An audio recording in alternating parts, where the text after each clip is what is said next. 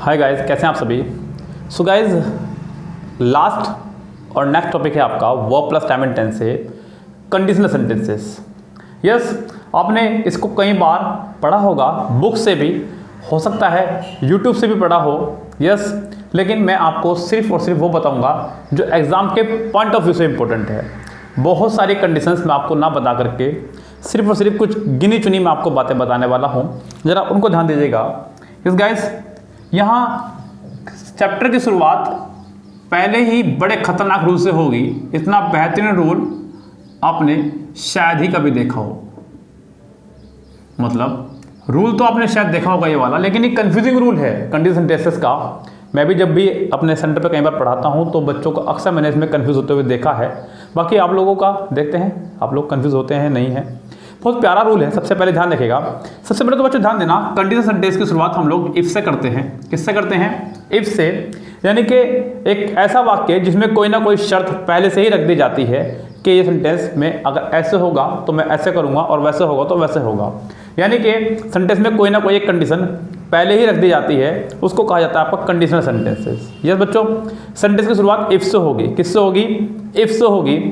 If के बाद आपका सेंटेंस बनना शुरू होगा।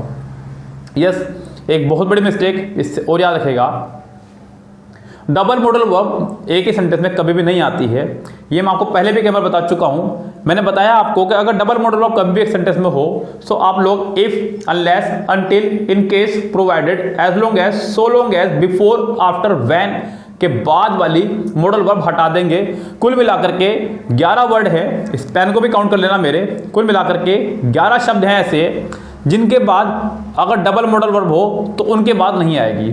सिंगल में उनके बाद आ सकती है, कोई दिक्कत नहीं है, लेकिन डबल में उनके साथ में मॉडल वर्ब नहीं आएगी। ये बात मैं आपको कई बार बता चुका हूँ। पहला रूल देखेगा बच्चों ध्यान से, इफ का पहला केस देखेगा। मैंने कहा if plus subject plus verb की फर्स्ट फॉर्म प्लस एस या ईएस। नेक्स्ट पार्ट भी आपका बन रहा है सब्जेक्ट प्लस वर्ब की फर्स्ट फॉर्म प्लस एस या ईएस में।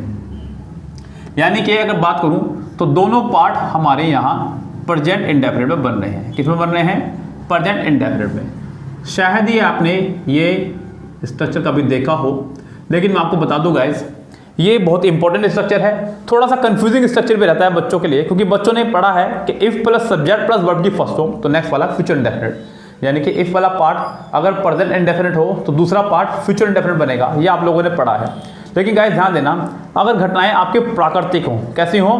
प्राकृतिक हों, चाहे उनमें से एक हो या दोनों। अगर दोनों घटनाएं प्राकृतिक हैं तो भी, अगर एक घटना प्राकृतिक है तो भी आपका वाक्य प्रेजेंट इंडेफिनिट ही बनना है, ध्यान देना। जैसे कि आपने कई बार पढ़ा होगा, if you heat ice it turns into water. अगर तुम बर्फ को गर्म करोगे तो वह पानी बन जाएगी। यहाँ पे ये काम आपने किया, लेकिन दूसरा काम अपने आप हो रहा है। ये काम करने के लिए आपको किसी चीज़ की आवश्यकता नहीं है। यस बच्चों, ध्यान देना, यदि कोई भी एक काम या दोनों काम स्वतः हो रहे हों जिसमें आप लोगों का कोई हस्तक्षेप है ही नहीं, ना ही आप हस्तक्षेप देखे भी कुछ बिगाड़ सकते हैं उसका। अगर आप चाहें तब भी इसको पानी बनने से नहीं रोक सकते, आप ऐसा कर ही नहीं सकते। दोनों पार्ट आपके प्रेजेंट इंडेफिनिट बनेंगे। जैसे कि आपने कहा if it rains the grass wets. अगर बारिश होगी तो घास भीगेगी। ना तो आप इसे रोक सकते, ना ही आप इसे रोक सकते। दोनों ही काम आपके हाथ के नहीं हैं। यस गाइस, सो ये कंडीशन नंबर फर्स्ट है। यदि दोनों में से कोई भी एक काम या दोनों काम स्वतः हो रहे हों, सेल्फ हो रहे हों, तो सेंटेंस प्रेजेंट इंडेफिनिट बनता है। कोई नई बात मैंने आपको नहीं बताई है, जरा देखिएगा एक सेंटेंस इफ ना लगा करके किस तरह से आपको ये सेंटेंस पहले भी दिया गया है, उसको देखिएगा। इफ नहीं लगा है इसमें, लेकिन सेंटेंस दिया गया है आपको। कई बार आपने पढ़ा होगा, आपने पढ़ा है the higher you go, the higher you go the cooler you feel. यहां पे एग्जाम में विल लगा करके मिस्टेक दी जाती है। The higher you go the cooler you will feel, ऐसे सेंटेंस दिया गया है एग्जाम में, कई बार मैंने भी देखा है। कई सारे बच्चों ने उसको ठीक भी किया है। उनको लगता है कि पहले वाला इंडेफिनिट दूसरे वाला फ्यूचर इंडेफिनिट बनना चाहिए। लेकिन गाइस ये दोनों ही काम आपके सेल्फ हो रहे हैं, प्राकृतिक हैं, इसमें आपका कोई लेना देना नहीं है। आपने सिर्फ ये काम किया, वो काम अपने आप हुआ है। The higher you go the cooler you feel, जितना ऊंचा जाओगे उतना ही ठंडा महसूस करोगे। बिल्कुल सच्ची बात है बच्चों, ये तो नेचुरल फिनोमिना है, आपको फील होगा ही होगा। The higher you go the cooler you feel, दोनों ही सेंटेंस आपके प्रेजेंट इंडेफिनिट बनने थे। The more you get the more you want, यानी कि जितना ज़्यादा मिलता चला जाता है उतना ही ज़्यादा आप लोग चाहते चले जाते हैं। यस, आपको लगा कि इतना मिल गया तो आप सोचते हैं कि अब इतना और मिलना चाहिए। सभी के लिए, चाहे मैं भी हूँ चाहे उसमें आप भी हों। और बच्चों संतुष्ट होना भी नहीं चाहिए, संतुष्ट नहीं होना चाहिए, आगे बढ़ने की तरफ हमेशा कदम रखते चले जाना चाहिए। आपका 70 प्लस स्कोर जाना चला गया, आपने 80 पे तैयारी करनी शुरू कर दी, 80 जाना शुरू हो गया, आपने 90 शुरू कर दी, 90 शुरू हो गया तो 90 से ऊपर की जानी शुरू कर दी। तो करते रहिएगा। The higher you go the cooler you feel, मैंने कहा यदि दोनों में से कोई भी एक काम या दोनों काम सेल्फ हो रहे हों जिसमें आपका कोई लेना देना है ही नहीं, तो आप दोनों को ही प्रेजेंट इंडेफिनिट बनाएंगे, ध्यान रखिए। यस, अब चलते हैं अपने अगले रूल पे। जो आपने पढ़ा होगा, ये पहला ही रूल आपके लिए थोड़ा सा अजीब होगा, लेकिन बच्चों है तो है, जरा ध्यान देना। अब अगला रूल है आपका if plus subject plus verb की फर्स्ट फॉर्म, या उसमें एस या एस, और नेक्स्ट पार्ट आपका सब्जेक्ट प्लस विल या शैल प्लस वर्ब की फर्स्ट फॉर्म, यानी कि इधर वाला हिस्सा आपका प्रेजेंट इंडेफिनिट और उधर वाला हिस्सा आपका फ्यूचर इंडेफिनिट। यस गाइस, एक हिस्सा प्रेजेंट इंडेफिनिट, दूसरा हिस्सा फ्यूचर इंडेफिनिट। मैंने कहा if you come here, if you come here I will teach you, यदि तुम यहां आओगे तो मैं तुम्हें पढ़ाऊंगा।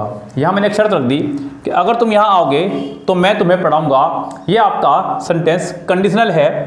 पहले वाला प्रेजेंट इंडेफिनिट, दूसरे वाला हमने बनाया फ्यूचर इंडेफिनिट।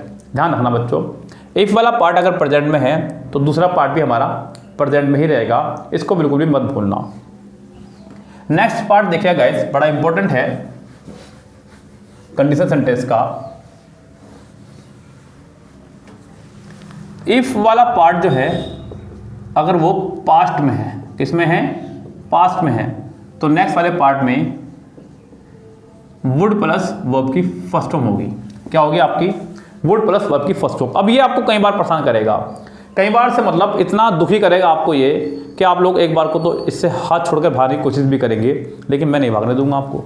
आपका हाथ मैंने पकड़ लिया है। ध्यान देना, इफ के साथ में सब्जेक्ट प्लस वर्ब की सेकंड फॉर्म तो भी सेंटेंस में नेक्स्ट पार्ट में वुड प्लस फर्स्ट फॉर्म रहेगा, वुड प्लस फर्स्ट फॉर्म रहेगा।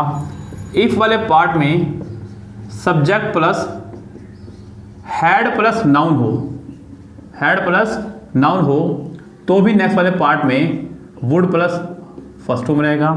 और अगर इफ वाले पार्ट में subject plus verb plus noun हो, वर्ब प्लस नाउन हो, तब भी आपका यहाँ पे वुड प्लस फर्स्ट फॉर्म ही रहेगा।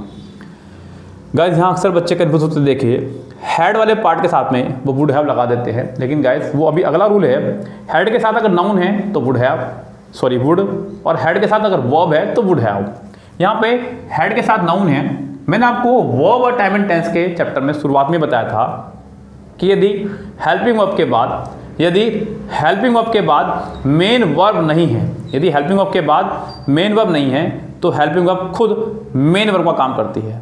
यदि हेल्पिंग वर्ब के बाद मेन वर्ब नहीं है तो हेल्पिंग वर्ब ही मेन वर्ब का काम करती है। यहाँ वही तो हो रहा है, हेल्पिंग वर्ब के बाद यहाँ मेन वर्ब नहीं है, यहाँ हेल्पिंग वर्ब मेन वर्ब का काम कर रही है। यहाँ had as a second form, यहाँ पे वर्ब भी एज ए सेकंड फॉर्म ही आ रहा है। हैड सेकंड फॉर्म है हैव की, वर्ब सेकंड फॉर्म है बी की, बी आपका first form, second form was या verb, third form be. Yes guys, ये आपका बी के तीनों फॉर्म है, बी, वॉज, वर, बीन। यहाँ पे तीनों स्ट्रक्चर से थोड़ा सावधान रहिएगा। तीनों की जरा एग्जांपल देखते हैं।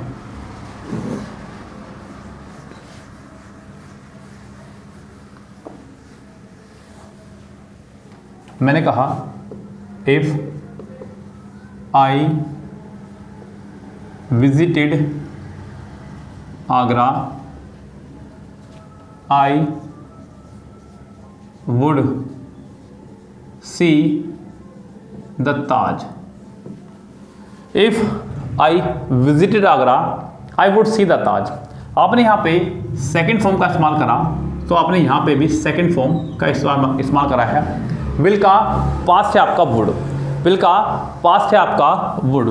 आपने कहा if I were you I would help her. यानी कि इफ आई वर यू से मतलब यदि मैं तुम होता, यदि मैं तुम होता मतलब यदि मैं तुम्हारी जगह होता, यदि मैं आपकी जगह होता तो मैं उसकी मदद करता। यहाँ पे आपने verb as a second form इस्तेमाल हुई है, क्योंकि उसके बाद नाउन या प्रोनाउन है इसलिए। अगला part, if I had an umbrella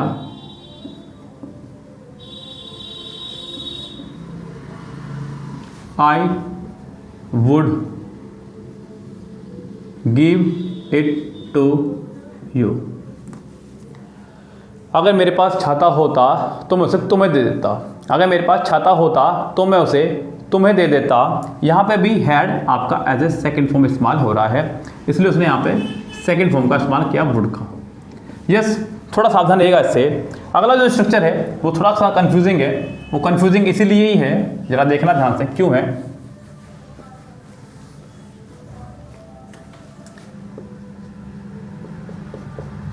if plus subject plus had plus noun, तो नेक्स्ट पार्ट में वुड प्लस फर्स्ट फॉर्म। और अगर आप लोगों ने if plus subject plus had verb की थर्ड फॉर्म, तो नेक्स्ट पार्ट में would have plus third form, would have plus third form. यानी कि यहाँ पे थर्ड फॉर्म आई तो उधर भी थर्ड फॉर्म आई है। अब यहाँ पे ये हैड आपका एज ए हेल्पिंग वर्ब काम कर रहा है। यहाँ ध्यान रखना, हेड के बाद नाउन तो would plus first form, head के बाद वर्ब तो would have plus third form. बस यही रूल है कंडीशन टेंस से। अगर मैं कहूँ तो एग्जाम में तो सिर्फ यही आ रहा है, बस एग्जाम में सिर्फ और सिर्फ यही आ रहा है, दूसरा आ ही नहीं रहा है। लेकिन मजबूरी है बच्चों, पढ़ाने सारे पढ़ते हैं, पढ़ने भी सारे पढ़ेंगे, ये भी मजबूरी है। क्योंकि ऐसा भी कंफर्म नहीं है कि मैं कह दूँ कि बस यही आएगा। आ रहा है बात अलग है, लेकिन यही आएगा ये कहना एक अलग बात हो जाएगी। ये बच्चों तो पढ़ने सभी पढ़ेंगे आपको। मैंने कहा if I had car I would drop you to the station. यदि मेरे पास कार होती तो मैं तुम्हें स्टेशन पे छोड़ाता, मैं तुम्हें स्टेशन पे छोड़ाता। और उसने कहा if I had bought a car I would have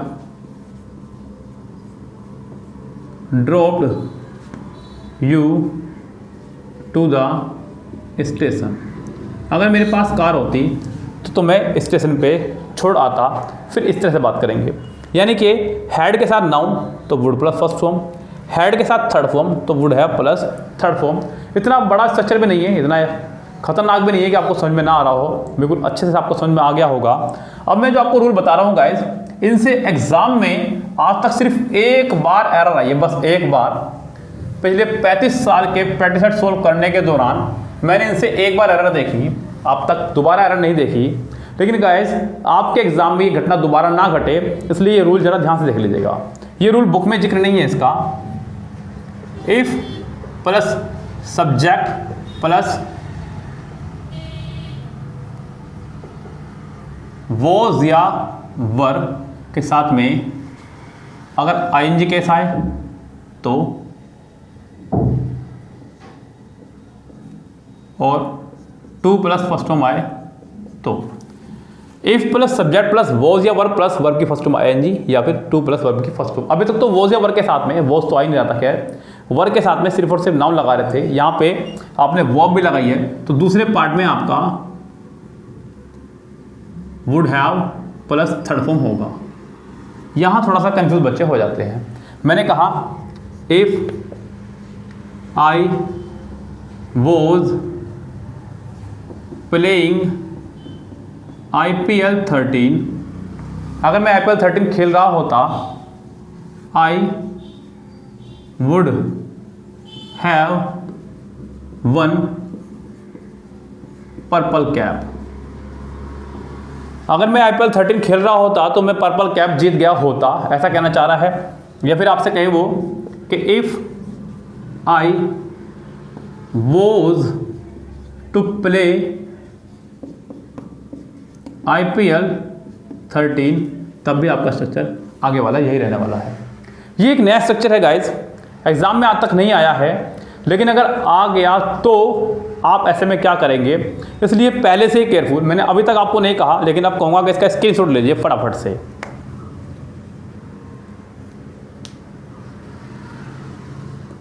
yes guys, चलिए फिलहाल चलते हैं आगे अपनी बात को लेकर के। एक बार इसका ओवरव्यू देख लीजिए फटाफट से, फिर बात खत्म करते हैं अपनी। मैंने कहा कि इफ के साथ सब्जेक्ट, इफ के साथ प्रेजेंट इंडेफिनिट, तो दूसरे वाले में फ्यूचर इंडेफिनिट, यस। और इफ के साथ में प्रेजेंट इंडेफिनिट, तो दूसरे वाले में भी प्रेजेंट इंडेफिनिट। ऐसा तब जब दोनों में से कोई ये घटना या दोनों घटना आपकी अपने आप घट रही हो। इफ वाला पार्ट अगर सब्जेक्ट प्लस सेकंड फॉर्म में हो, किस में हो, सेकंड फॉर्म में हो, इस सेकंड फॉर्म की जगह आपकी खुद सेकंड फॉर्म भी आ सकती है, हैड प्लस नाउन भी आ सकता है, वर्ब प्लस नाउन या प्रोनाउन भी आ सकता है।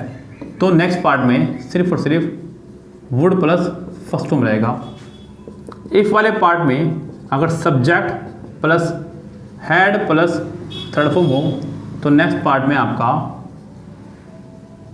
Would have plus third form रहेगा। इफ वाले पार्ट में अगर सब्जेक्ट प्लस वॉज या वर्ब प्लस आईएनजी फॉर्म या फिर टू प्लस फर्स्ट फॉर्म होगी, तो भी नेक्स्ट पार्ट में आपका would have plus third form ही रहेगा।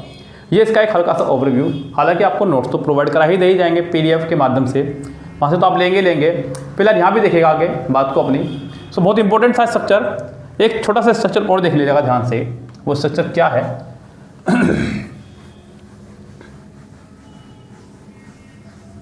वो स्ट्रक्चर है आपका बच्चों, ध्यान देना, अनलेस और अनटिल, अनलेस और अनटिल। ये भी आपके एज ए कंडीशनल सेंटेंस ही काम करते हैं, लेकिन ध्यान देना कि इनके बाद वाले पार्ट में कभी भी नोट ना आ जाए। बस इनके जस्ट बाद वाले पार्ट में सब्जेक्ट प्लस नोट यहाँ पे ना आ जाए, ये बात ध्यान रखना। इनके बाद वाले पार्ट में नेगेटिव वर्ड ना आ जाए, क्योंकि ये अपने आप में ही नेगेटिव वर्ड्स हैं। Yes, unless you work hard you want succeed. जब तक तुम कठिन परिश्रम नहीं करोगे तुम सफल नहीं होगे। Unless you work hard you won't succeed। सो यहाँ इस वाले पार्ट में कभी भी नेगेटिव ना आ जाए, क्योंकि अनलेस अपने आप में ही आपका एक नेगेटिव वर्ड है। आपको इसके साथ में एक्स्ट्रा नेगेटिव वर्ड लगाने की आवश्यकता नहीं है, ये खुद ब खुद आपका नेगेटिव है। Until I come wait for me, जब तक मैं ना आऊँ मेरा इंतजार करना। सो यहाँ पे आप इस पार्ट में कभी भी नेगेटिव वर्ड मत लगा देना। अनटिल समय के लिए लगता है, अनलेस कंडीशन के लिए लगता है, शर्त के लिए लगता है। अगर कोई ऐसी घटना, कोई ऐसी इच्छा जो ना तो पूरी हुई और ना ही पूरी होगी, कोई ऐसी इच्छा जो ना तो पूरी हुई और ना ही पूरी होगी, आप हमेशा if plus subject plus verb plus noun या प्रोनाउन का इस्तेमाल करेंगे जब कोई ऐसी इच्छा जो ना तो पूरी हुई है और ना ही अब पूरी होगी कम से कम, तो आप साथ में इस्तेमाल करेंगे इफ प्लस वर। सभी के साथ वर का इस्तेमाल होगा। जैसे कि उसने कहा if she were a doll, काश वह गुड़िया होती, काश वह गुड़िया होती। इफ शी वर प्रियंका चोपड़ा, काश वह प्रियंका चोपड़ा होती, काश वह प्रियंका चोपड़ा होती। If I were the PM, काश मैं प्रधानमंत्री होता। If I were a bird, काश मैं चिड़िया होता, काश मैं चिड़िया होता। तो वो इच्छाएं जो ना तो पूरी हुई और ना ही पूरी होंगी, उनके साथ में आप हमेशा सभी के लिए वर का इस्तेमाल करेंगे, चाहे आगे नाउन हो या pronoun. If I were you I would correct the exam, अगर मैं तुम्हारी जगह होता तो मैं एग्जाम करेक्ट कर देता। ये बात सत्य है, लेकिन उस समय की अगर हालात की बात करूँ तो इतनी मजबूती नहीं थी। यस गाइस, चलिए फिलहाल बच्चों एक वर्ड और बड़ा प्यारा जो बहुत इस्तेमाल होता है वह है आपका एज इफ। एज इफ यानी कि जैसे कि, एज इफ यानी कि जैसे कि, एज इफ यानी कि जैसे कि। इसके बाद वाला पार्ट भी आपका पास्ट में ही बनेगा, इस बात को भी ध्यान रखना। उसने कहा she behaves as if she were the queen, वो ऐसे बिहेव करती है जैसे कहें कि महारानी हो। She behaves as if she were the queen, वह ऐसे बिहेव करती है जैसे कहें कि महारानी हो। He spends as if he were the son of Ambani, वह ऐसे खर्च करता है जैसे कि वो अंबानी का बेटा हो, जैसे कि वह अंबानी का बेटा हो। आप इनके साथ भी हमेशा बाद वाला पार्ट वर यानी कि पास्ट में ही रखेंगे, इस बात को ध्यान रखना। क्योंकि एज इफ का मतलब भी है जैसे कि, यानी कि वो है नहीं लेकिन अपने आप को सोचती है वैसा। ऐसी स्थिति में आप लोग यहाँ पे वर प्लस नाउन का ही इस्तेमाल करेंगे। यस गाइस, सो ये भी था आपका एक स्ट्रक्चर बड़ा प्यारा, इसको भी आप ध्यान से रखिएगा अपने पास। सो गाइज, कंडीशन सेंटेंसेस से ये तो मैंने आपको बहुत आगे तक की बात बता दी। इस तरह की एरर बहुत रेयर कुछ बुक्स वाले अपनी बुक पर दे देते हैं जानबूझकर दिखाने के लिए कि हमने आपको कितना एक्स्ट्रा पढ़ाया। ये बात सत्य है। अगर हम लोग पैरामाउंट या केडी वगैरह की बुक उठाएंगे तो वहाँ पे खूब सारी एरर इस तरह की देखने को मिलेंगी, सिर्फ उन्हीं की बुक में ही। यस, एमबी वगैरह में आपको इस तरह की एरर देखने को नहीं मिलेगी जल्दी से, क्योंकि एमबी वगैरह में वो है जो एग्जाम में आ रहा है और ये वो देते हैं जो इनके मन में आ रहा है। यस, तो ये जानबूझ करके ऐसा कुछ मटेरियल देंगे जिससे कि दिखाएंगे कि ये सिर्फ हमारी ही बुक में है और किसी बुक में नहीं है। गाइस, ऐसे बहुत सारे रूल अभी भी हैं जो मैं चाहूँ तो आपको पढ़ा सकता हूँ और आपके ऊपर अपना इंप्रेशन जमा सकता हूँ। देखिए, सबसे पहली बात तो ये, ना तो मैं यहाँ पे इंप्रेशन जमाने आया हूँ और ना ही आपको अंग्रेजी का मास्टर बनना है। आपका उद्देश्य सिर्फ और सिर्फ एग्जाम को क्रैक करना है और मेरा उद्देश्य भी सिर्फ और सिर्फ आपको एग्जाम क्रैक कराना है। अन्यथा अभी तो बच्चों कंडीशन सेंटेंस के इतने रूल पड़े हुए हैं, अगर मैं कंडीशन सेंटेंस पढ़ाऊँ तो कम से कम 2 घंटे लेक्चर कंडीशन सेंटेंस का हो जाए। ग्रामर का कोई अंत नहीं है, किसी प्रकार से भी अंत नहीं है। बहुत सारे रूल पढ़ा सकता हूँ, प्रोवाइडेड है, प्रोवाइडेड दैट है, बशर्ते वकी वगैरह बहुत सारे वर्ड हैं, लेकिन एग्जाम में इनका कोई यूज़ तो नहीं है ना गाइज। यस, इसलिए सिर्फ और सिर्फ वो पढ़िए जो एग्जाम में आ रहा है बस। अगर आप लोगों ने अभी तक मेरे साथ पढ़ रहे हैं मिरर बुक या एमबी बुक, तो आप बताइए कि एज इफ अब तक कितनी बार आया एग्जाम के अंदर। पिछले कई सालों में मैंने एज इफ को आज तक एग्जाम में आते हुए नहीं देखा, बस इनकी बुक के अलावा। इसलिए मैंने पढ़ाया मजबूरन ये, क्योंकि कल को जब मैं प्रैक्टिस कराने बैठूंगा और मैं इनकी बुक में ये एरर देखूंगा, आपको कराऊंगा, तो आप कहेंगे सर ये तो आपने हमें पढ़ाया ही नहीं। इसलिए मजबूरन मैंने आपको पढ़ाया, वरना एज इफ वाला रूल बिल्कुल भी इंपॉर्टेंट नहीं है। ओके गाइस, चलिए फिलहाल कोई बात नहीं। यहाँ आज आपका verb plus time and tense होता है फिनिश। ओके गाइस, मिलते हैं नेक्स्ट चैप्टर के साथ में। अभी फिलहाल करेंगे प्रैक्टिस, तब तक के लिए good bye, have a nice day.